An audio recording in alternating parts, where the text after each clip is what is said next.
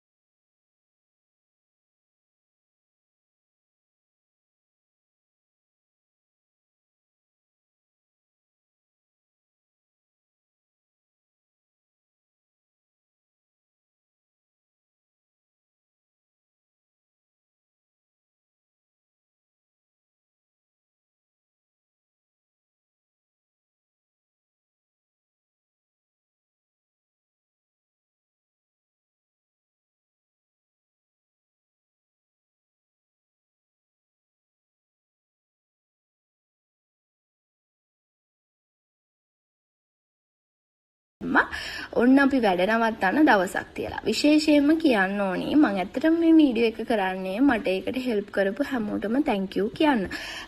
දවසක් ඇතුළත සරන් 75ක ඕඩර් එක සරන් 100ක් ඇතරම ඕඩර් කරේ.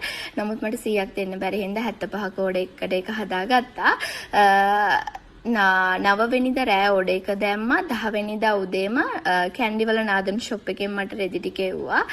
මොකද ඒ වෙද්දි මගේ ළඟ එක මැටීරියල් එකකින් එක යාලයක්වත් තිබ්බ නැහැ. ඔක්කොම අපි ඉවර කරා. ඉතින් ඊට පස්සේ නාදන් එකෙන් බඩු ටික එව්වා.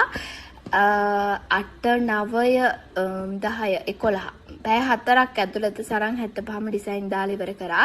අපේ ස්ටාෆ් එක තමයි ඒකට ගොඩක් මහන්සි වුණේ. මමත් පුළුවන් විදියට 20ක් 25ක් විතර ඩිසයින් කරා. ඊට පස්සේ තෙත පිටින් කවදාවත් නැතුව ඊයේ දවල් හොඳම වැස්සක් ආවා. ඉතින් ඒ වැස්සටත් රෙදි ටික ඔක්කොම තෙමිලා කොහොම හරි වොෂින් මැෂින් දාලා කරකවලා අරගෙන තමයි මහන්න යවුවේ.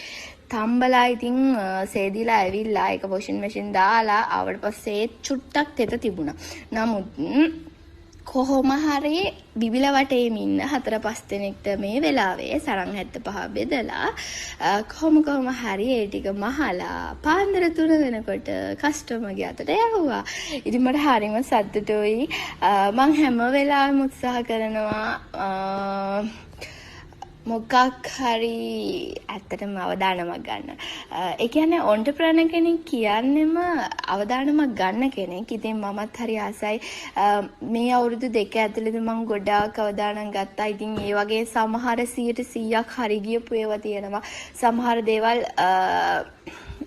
උදාහරණයක් විදිහට අපි ගිය අවුරුද්දේ ෆැමිලි කිට් කරනකොට ඒ මැනේජ්මන්ට් එකත් එක්ක කරද්දී අපිට කිට් 100ක් යවුවා නම් කිට් 25ක 20ක විතර මිස්ටේක් ආවා. ඇත්තටම මේ සැරේ 100 ගාණක් යවුවත් හරියට මට දෙනෙක්ගේ වගේ එහෙම පාර්සල් වෙනස් වෙලා සයිසස් වෙනස් වෙලා ඩිසයිනර්ස් වෙලා චුටි වෙනස්කම් තිබුණා. ඉතින් 100% අපිට ඇචීව් කරන්න බැරි වුණා. නමුත් හැකි උපරිමයෙන් හැමදේම කරා. මේ අවදානම අරන් දවසක් ඇතුළත ගහපු ටාගට් එකක් තමයි මේක.